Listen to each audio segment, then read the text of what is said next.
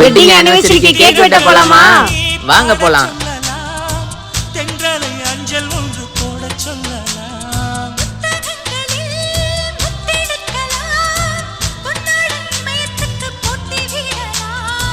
பூமிக்கு பொட்டு வைத்து பார்க்கலாம் பார்க்கலாம். பூவுக்கும் ஆடை தைத்து போடலாமா?